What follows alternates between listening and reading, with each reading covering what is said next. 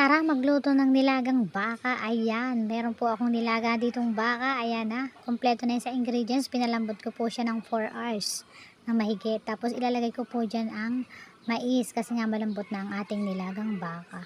Ayan, lagay ko na dyan ang mais. Susunod ko po dyan ay ang Baguio beans para masarap ang ating nilaga. Palalambutin lang natin ng konting oras and lagay natin mga gulay. Sunod natin ang pechay Baguio. Ayan, palalambutin din lang ng ilang minuto. Tapos atin na yung aahunin or papatayin ng apoy kasi hindi natin siya pakaka-overcook para masarap pa rin po ang ating nilagang baka. Ang mga gulay fresh na fresh talaga. Ayan. Masarap po talaga ang sabaw ng nilagang baka. Ikaw ba naman 4 hours na nilaga, ewan ko namang hindi manuot yung lasa ng sabaw nito. 'Di ba? Tiyaga nga lang kasi tagal talagang magluto ng nilagang baka. Ubos talaga ang ating gas. Ayan, lagay ko na rin pa ang iba pang pechay Baguio. Ayan. Maya-maya 5 minutes pwede na natin yang ahunin at pwede na tayong kumain. Gawa na tayo ng kalamansi na may patis at sili.